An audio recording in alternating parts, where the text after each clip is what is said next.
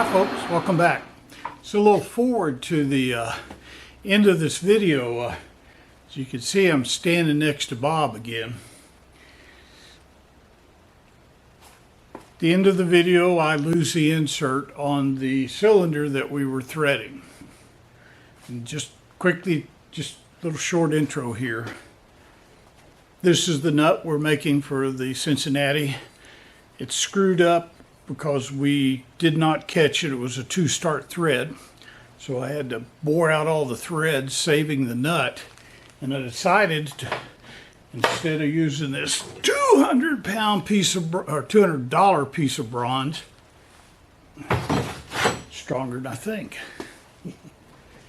I bought some, bought some hollow bar bronze and decided to bore out that so I could make an insert for it. That's working pretty well. I also bought enough in case I screwed up, which this one is.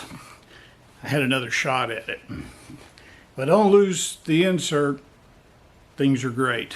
And I don't understand why I lost that insert. Well, anyway, a little bit more.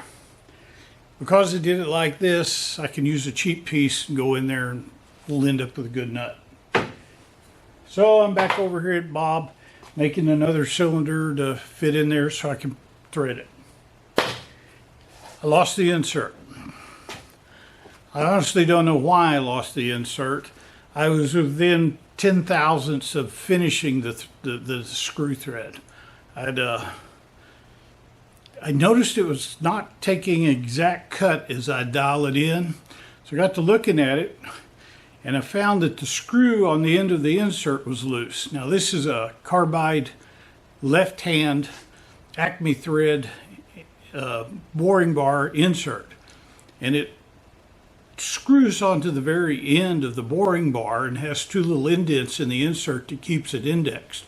Well, for some reason, vibration or whatever, even though it was torqued right, that screw came loose and it was a little bit loose. I tightened it up, immediately went in, didn't get in halfway into the nut and it let loose. Well, I didn't catch the fact that when it let loose, this cylinder slipped in the chuck. And I'm sitting there wondering, after I replaced the insert, why things weren't working right. And I got to looking, and you can see on here the marks where it slipped. And when it slipped, it immediately turned this into a 3-start screw nut. No recovery. So we're back to this piece here. It's my last shot. Oh, I could use that big piece and make a whole new one, but this will work. Just going to keep that insert a close eye on it and make sure it's tight all the time. Other than that, the video that's followed shows you what I did and all the goodies there. Regrettably, I don't have a part of the crash. This Canon Mark II M50. They don't tell you when you buy it, but they don't go over 30 minutes recording time. You got to buy, they're more expensive ones to get that, and why that is, who knows. Just a way to suck more money out of you. Well, I hope you enjoy what I'm putting together for you tonight.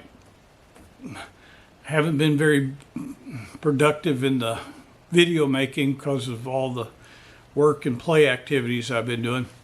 Got one more week of performances and then I'm through for a while, so maybe I can pick up the pace and get some of these projects done.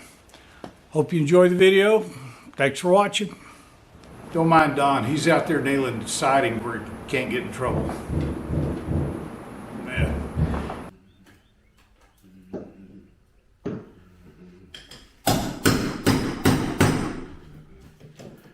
What are you doing, Don? Trying not to ruin my drill bit. Is it working? Yeah. Yeah. Yep. Now I'm running the rest of that pipe so I can run my electrical.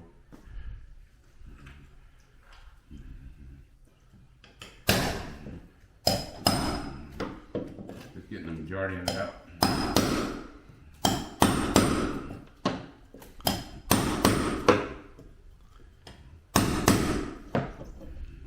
I'm leaving. Looks too much like work.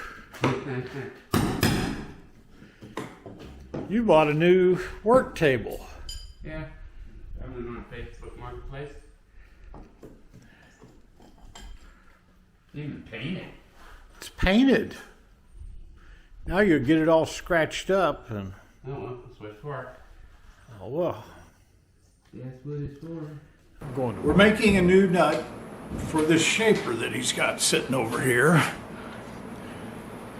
It has two different problems right now that are getting solved, and then it'll start making chips.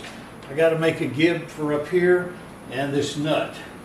Now this nut rides in this channel on a lead screw I'll show you over there. It sticks in through here and comes out the other side. The inside of this, which was made out of cast iron, is just chewed up all to pieces. Hopefully you can see in there, or you can't. The teeth are gone. And I attribute a lot of that to age and no oil. This is how it gets oil. Oil drips off of this rail right here, and this rides in here and catches drips every once in a while into this side, which has got a hole bored through. And they got a little filter pad, and heck, it was probably all stopped up. But that's not a very positive way to get oil there, and I hate it. So what we're going to do is we're going to come over to this side, and I'm going to drill a hole through this casting and put a piece of copper 1/4-inch tubing sticking in that hole with an oil cup on the outside. Now what that'll allow you to do is run this nut over to a specific location and oil it from the outside. We'll put the pipe where it just kind of drips into this. So that's what we're trying to accomplish. Now to help with that, we're using the Axelson 16 over here at Don's. This is the crossfeed screw. Don didn't want to take it all apart, so I came up with hanging it from the ceiling, and we're using this to fit that nut, so it's perfect. Now I could have made a piece and try to test fit it, but I'd rather use the real thing, because this isn't a standard thread. It's an Acme thread, and it measures 4 threads per inch. But that's where we ran into problems the first time. So let me show you the history of this nut real quick, and then I'm going to start threading that nut.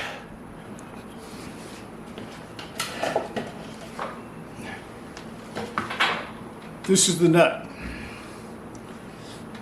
I knew that it might be wise to have a practice to make sure everything was fine. So I drew this nut up in CAD, used machinist wax to make exact copies of the new nut, and then took a bronze that is made for nuts and cut it on the CNC machine.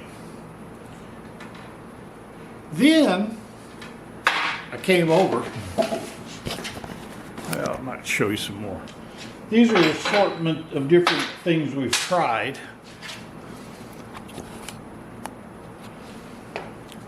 I came over,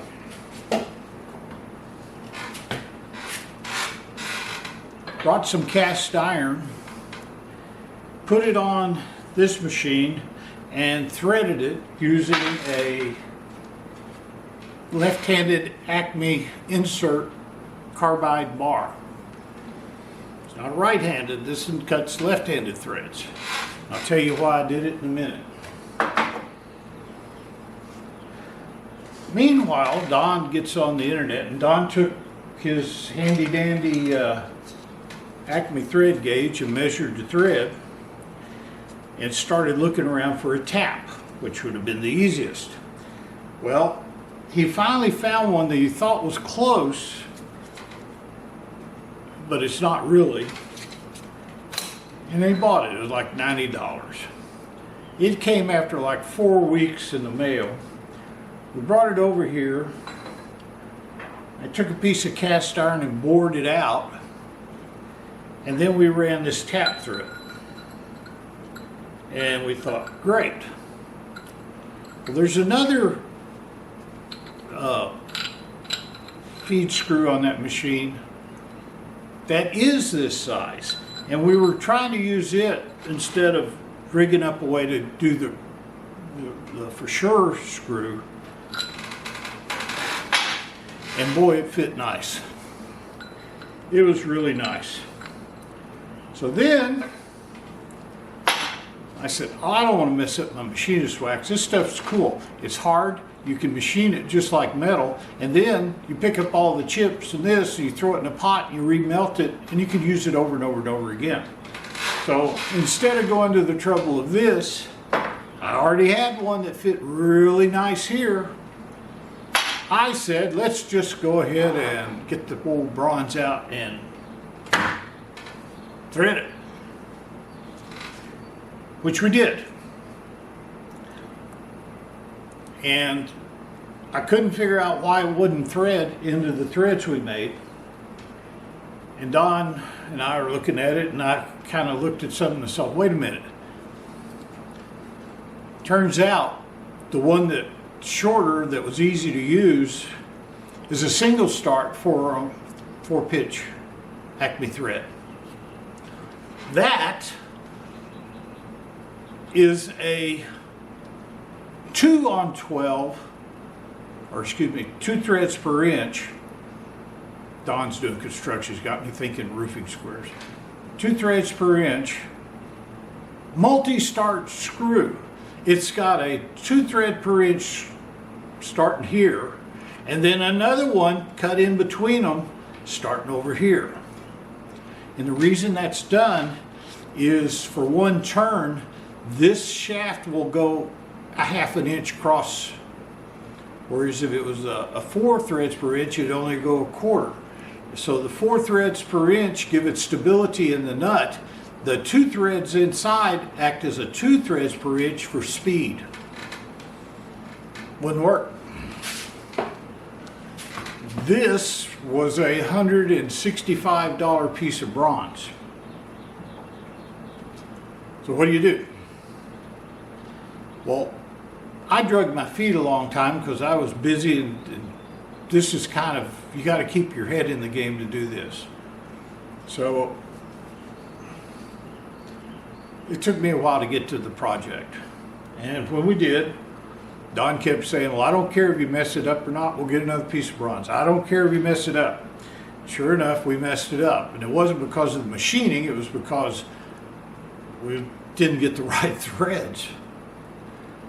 So Don says, okay, so we ordered another. And you know, with COVID pricing going on, the new piece of bronze cost $200 to get here. He got it. So I'm sitting over there in my shop thinking, how could I make this as foolproof as possible this time? So what I came up with was making a cylinder. If I can get it out, or does it go the other way?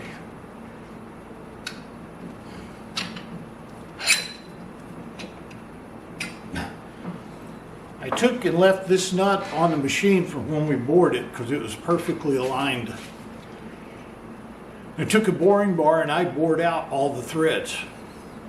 Now, some of the comments people were saying, well, why don't you bore all the threads out and didn't keep going? You should have just stopped and put a plug in it and then cut new threads. Well, if I had done that, the new threads would in effect be glued onto the inside of the cylinder. There's no root to them. So you have to go more.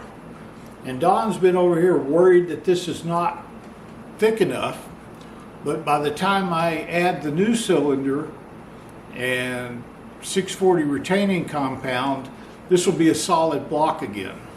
So That's no problem. So I went ahead and didn't even tell him, and I ordered another piece of hollow bronze, and it showed up, and I turned it into a cylinder after taking some aluminum and making a cylinder, a 3-inch cylinder on Bob, brought it back over here while that nut was still in the machine without touching anything, and made it to where it fit the bore of the nut. And it's within 1/1000th of an inch. You get any little dings on it or anything, and you got hard to get in.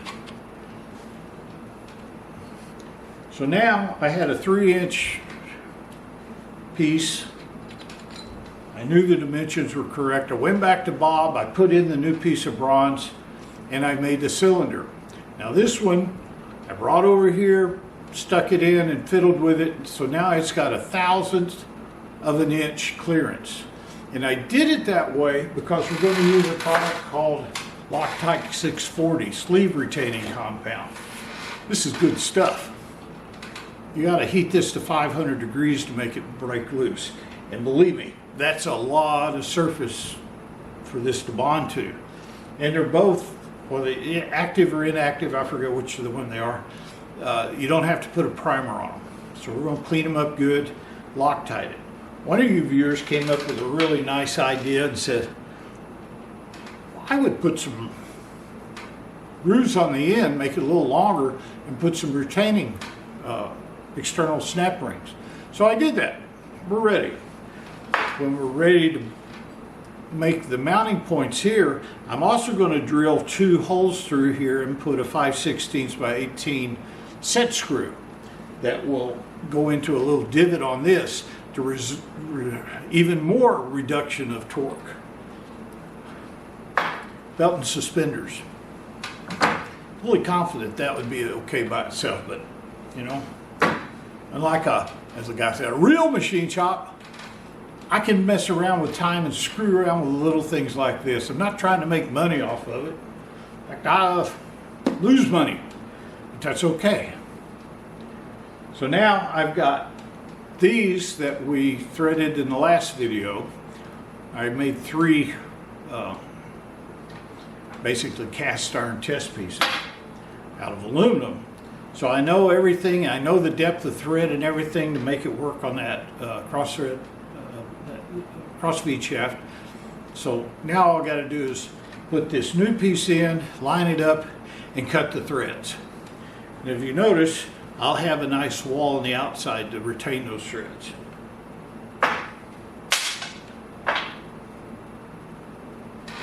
One guy asked me, well, why did you buy a left-handed boring bar? This is a carbide bore, and if you notice, this isn't, it looks like a great big screw, but man, by the time you get everything in there, you don't have a lot of room. So the biggest bar that I could get in there is a 1/2-inch carbide bar. And this is a left-handed Acme threading insert that'll do 4 threads per inch. And the only reason I've always liked these was because I can see what I am doing. Sure, I could use a regular right-handed, turn it upside down, run the machine in reverse, start on the inside and work out. I could make that work. This is a $200 piece of bronze going here, and I don't want to make mistakes. So this way, it's just like normal threading. You start on the outside of the piece and feed in. I can see what's happening as it's going in, and if something's wrong, I can stop it. I can't do that if I'm starting on the inside and coming out. If it was just a piece of aluminum or, you know, something cheap, I wouldn't mind. But, you know, Don isn't made out of money. And since he's going to adopt me, I want to keep all of his money in my hands. So that's why I'm going cheap here. All right. I hope that explains what we're doing. I'll show you a few other things. I'm not going to show you every little bit of the threading on this one because I got to concentrate. There's another video I did, the last one that showed doing the aluminum one.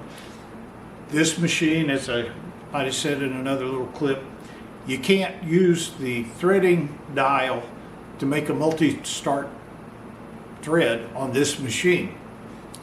It has to do with the pitch of the screw for threading screw. It won't do it. You either have to go back and forth with the carriage, or you have to start your gears and mark a gear and turn the gear behind. It's mess up. This is a much easier way to do it. Now, not all machines are like this. I had a South Bend heavy tin that I have for 34 years, and I could do multi-start screws using used to make all kind of telescope focusers with them. Works really well. This one, sadly, you can't, but it's not that big of a deal. The only thing I don't like about this method is, you know, your Acme thread, you're basically plunging into the material. If you do it in a normal threading operation where you set to 29 degrees, you're basically using one side of a 90-degree point to shave it in. So you're not putting a full contact every time. So what I have to do when I'm going in deep like this is to get a decent surface finish. When I get down to I'm having to go like 4 and 5 thousandths at a time. It works, it's just tedious. So that's why there's not going to be a lot of video. There might be a lot of cussing, running Dawn off, but let me get to it. I forgot to tell you one of my reasonings for why I decided to make this cylinder instead of cutting on that $200 piece of bronze. I bought 8 inches of this, and it was a lot cheaper, and I now have a second chance at it. If I don't like the fit, I can do it again and still use the main nut without the $200 worth of bronze going to waste. That's the way I thought of it. Trying to have a backup plan.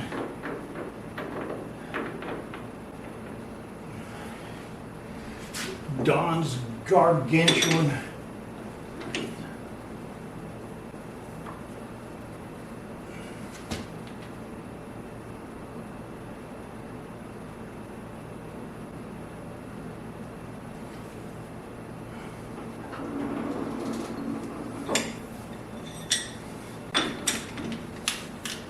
Switch this around and see if we get this in there straight, then we'll go to town.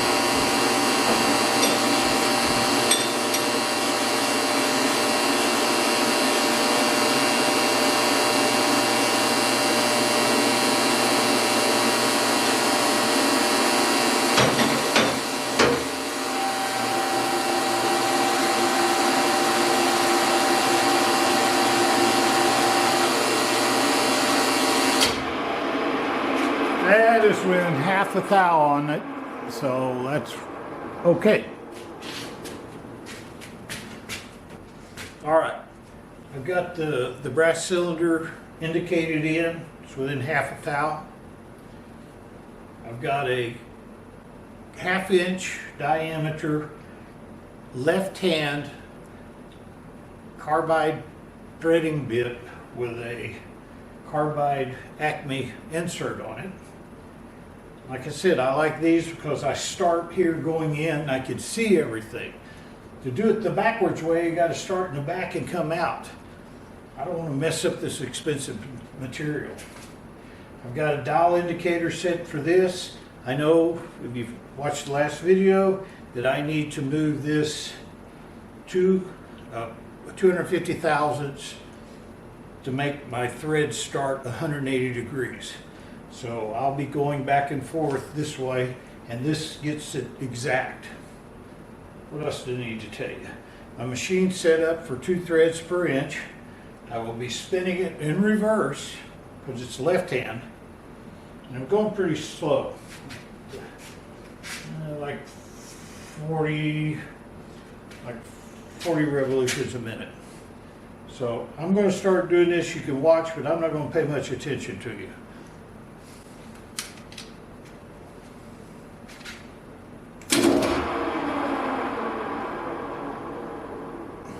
That brings up an interesting point. This is a 3-phase contactor, magnetic contactor. This one came out of an Axelson 16 in my shop that was messed up. This one has started vibrating and not starting all the time. So I told Don, just buy a new one and put it in. This thing right here, he says now costs over $1,000. And I believe him. So I gave him this one. Hopefully it works better. He just hadn't had to put it in. He's so dadgum infatuated with building buildings.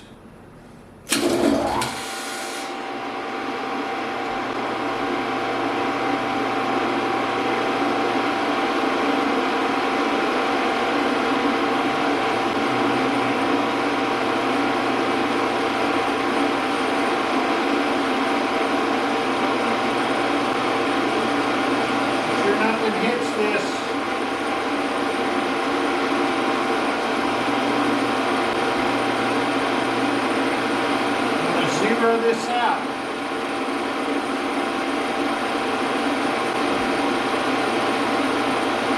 And I'm going to touch off so I can zero this out.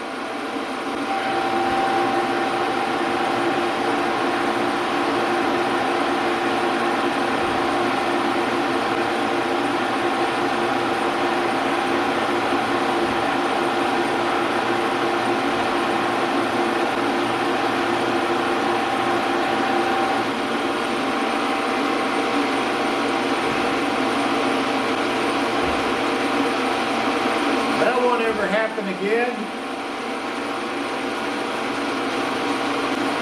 It's in exactly zero from when I did the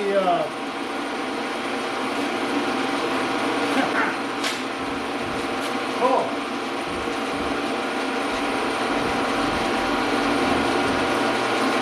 I also put a dot, a magic marker dot on here so I could see the zeros easier, because you got to remove this.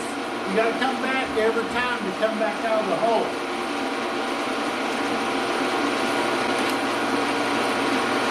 I'm also going to clean off my marker.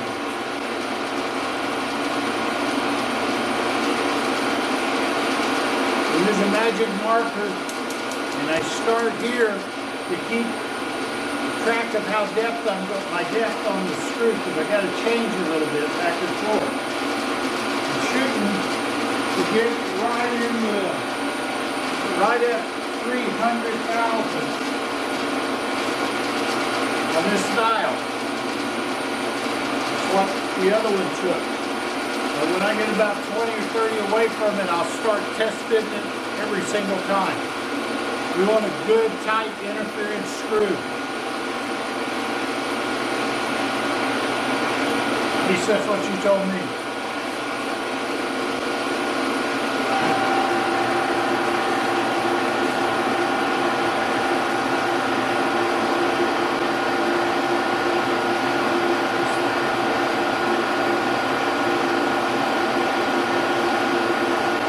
Starting way off, make sure nothing's changed. Go.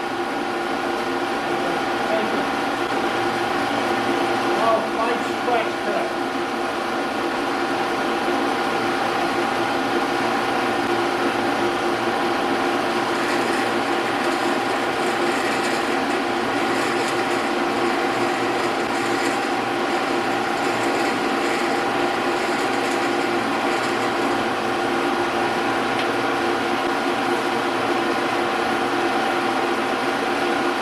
Don asked me why I was using such a long stick out on that bar when I was doing the test piece.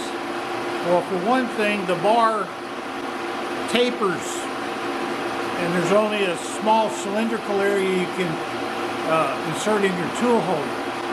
But the test piece was a 1-inch nut. This brass thing is a 3-inch nut. And so I had to have a bar deep enough to go all the way through. And it barely does. Come back out. Go over here.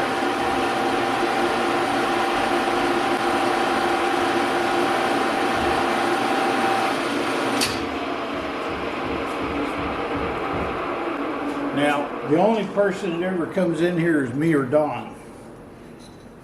Well, his son was here this weekend doing some truck work.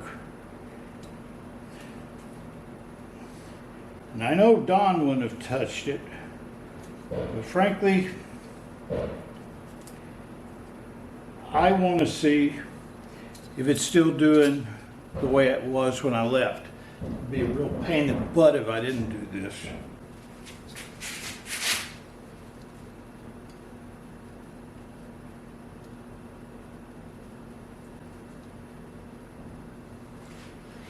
That's a 2 threads per inch gauge.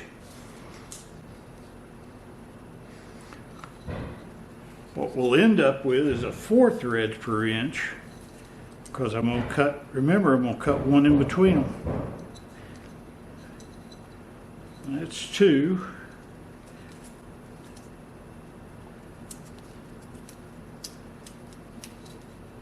This is the difference in the threads. As you can see, there's plenty of room between this thread to put another one. So this is a 4 and this is a 2. So I know the machine's set right. From here on else, anything that's screwed up is my fault.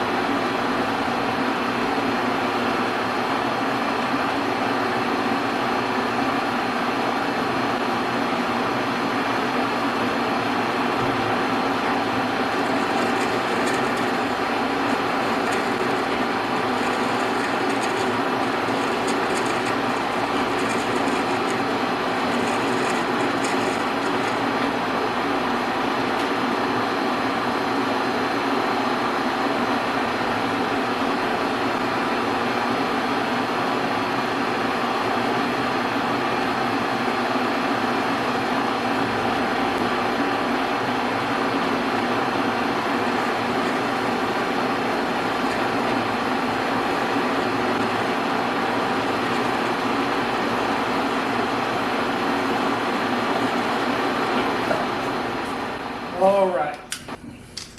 Down to 250 on this dial. Target's 300. I'm going to move this forward 250 and go from there. You're zeroed out. Got to go around and unlock it, excuse me.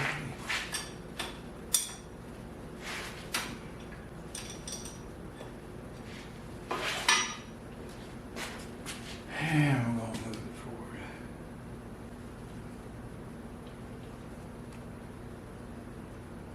One,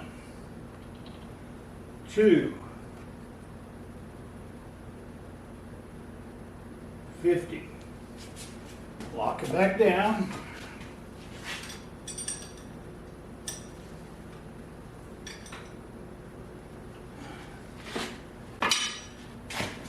And as simple as that, we're ready to keep doing the same operation, but we've changed the lead where it'll start 180 degrees. Oh boy. Okay. I'm going to go back down and start easy there.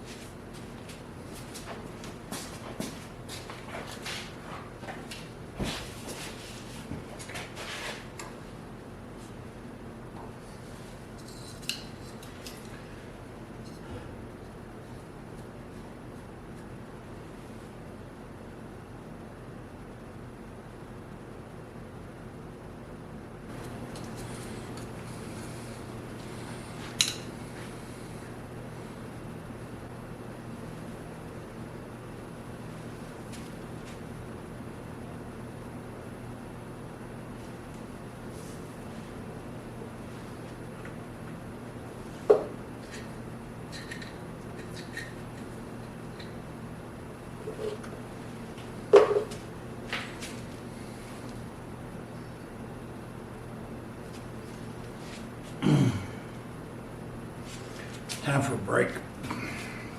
No. I guess. Yeah, they won't make it.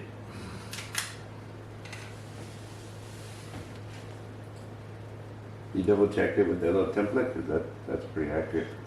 We've already got a center mark for those. Check it with the template though, cause that came off of those other ones. The real ones. I thought you already did the template. I did, but I didn't remark it with the template. Well, it's got center holes in it. I didn't do that. I'm just adding some I for, didn't do this, I don't know. You must have did that. it's marked for that. Get the camera. I know what you're talking This is about. accurate. Okay, well, that's what was used to do those. You must have did it, I didn't.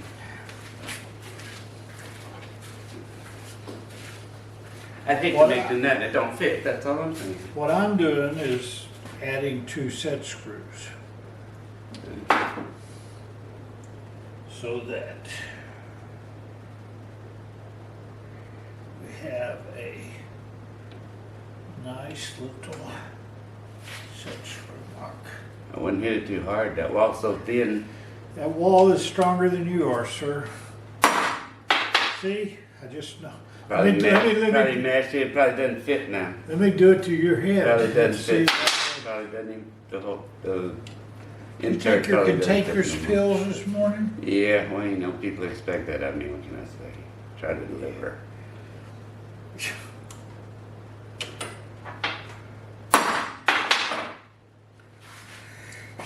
So I got some set screw holes to drill here, just to be double safe,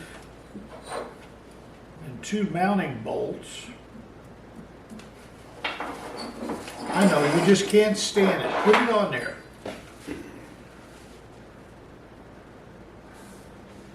This one's off. This one's off.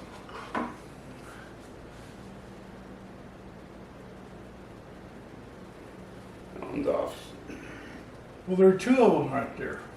That one, the big one's off. Well, didn't you tell me that there's so much slop in it didn't matter? Your eyes are off, sir. No, one's off. The line's off, but the damn hole isn't. No, I think the line's right. No, the line is off. All right. We'll let you guys judge. He's talking about this one. I'm saying the hole's in the direct center of that template. He says it's off. I got eagle eyes, buddy. Not in this case, sir. It's even off from me looking at it this way. Well, that's because your eyeballs are getting old. No. You need better You have a glasses. line, buddy. I am not half blind. That line is right on the center. That line is nowhere close to the center. Yeah, I measure it with a template. Well, let's just take a little thing Yeah, right there you here. go. Throw my phone down. I don't care. Okay. The center of the hole is right there, and that is at 48. The center of the hole at 48, right there. You can't get any closer. Are you satisfied? 48 is the center of that hole, No, right there. I think 48. Right there, 46 or whatever it is, 48 is at the center of the hole. Center of the hole, 48. I think your eyes are wrong. That rule is wrong. I'm just adding content to your video. That's all. Yeah, you're just making people pissed off at you, is what you're doing. Hey, I do that well. You do? Do what you do well, you know. All right, those are right. And as you said, there's so much slop in it, it doesn't matter. Yeah, They're there's a little quarter extra inch slop. off. A little like, well, I don't know about a quarter, but there's a little slop in it. All right. As you can tell from the shirt, it's the next day over. I got it down to 250,000 on each lead screw. I got tired and came back today. So.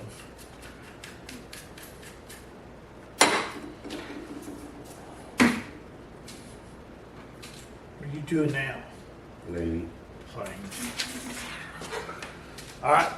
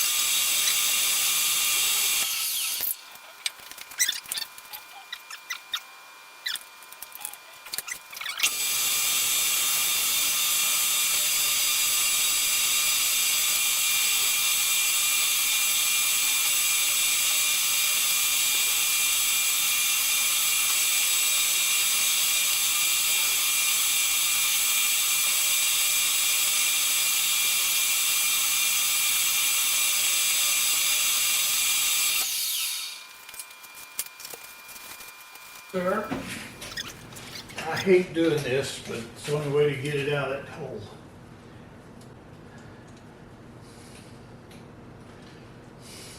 You want air too? I would like air too. Oh, you didn't Very ask for that. good. Probably charge me for it.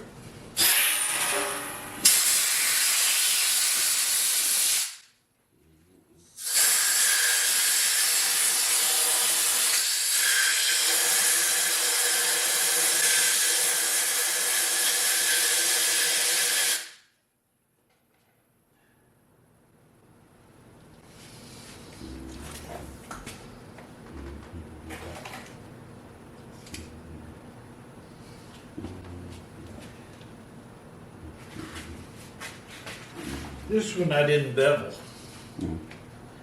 because it's soft and I can measure exactly the thread outer diameter just off that edge.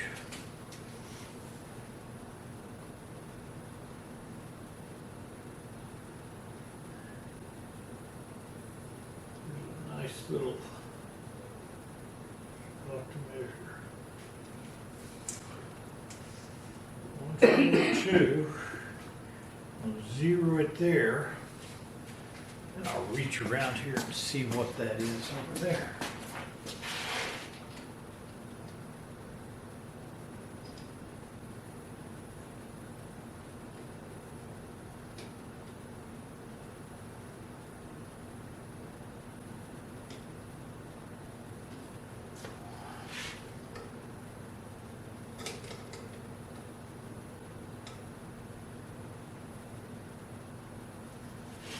One.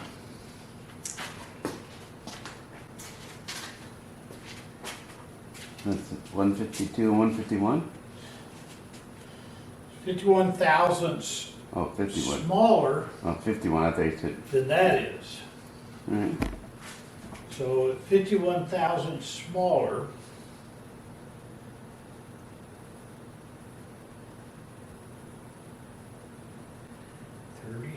Right at 300 should be enough clearance. So Keep going. what I'm going to do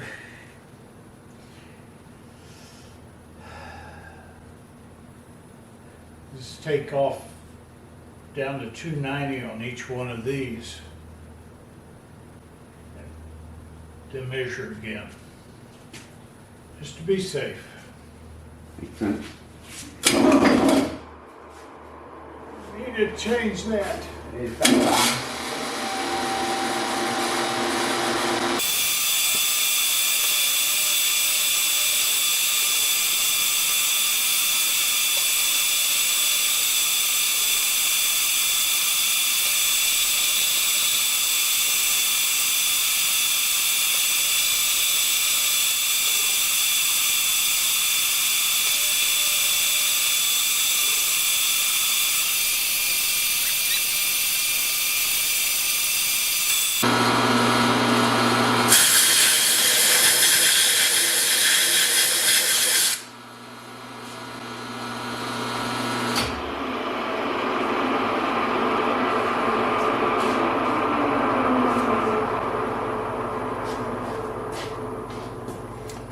We are at 300 on each side of the thread.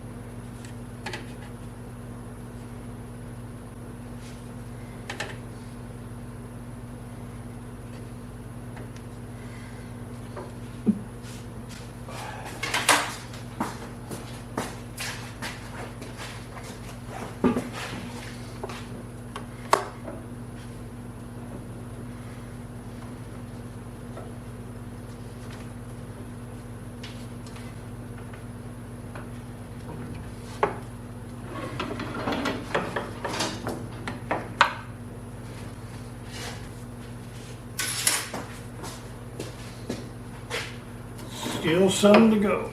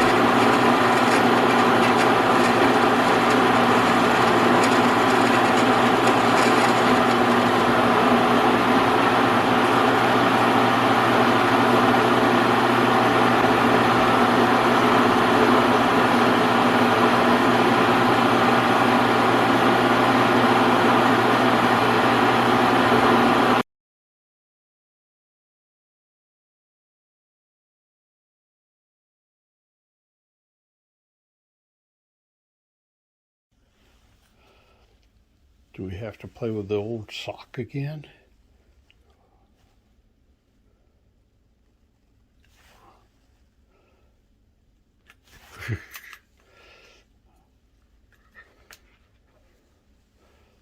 Oh, look. That dog laid a toy. Hey, you.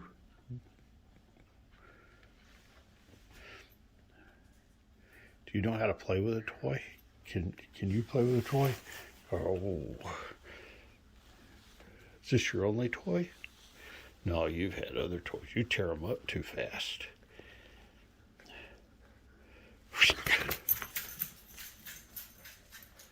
Ready?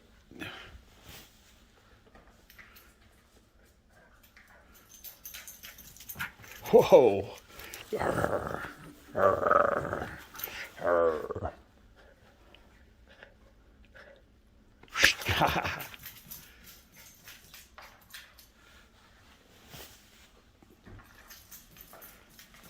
Charge. Oh, we missed it. We missed it. I got it. I got it, boss. I got it. Oh, you're tough. You're a tough dog. Arr. You'll tear this little toy up. Arr.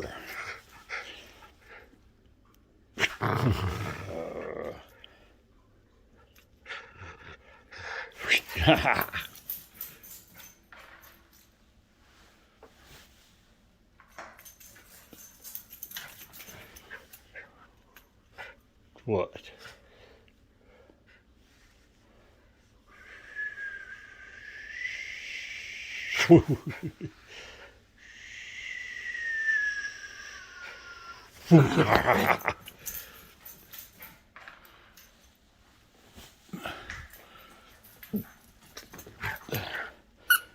Rosie the dog. How old are you, Rosie? 2.5? And all I've got is a pink dog toy to play with.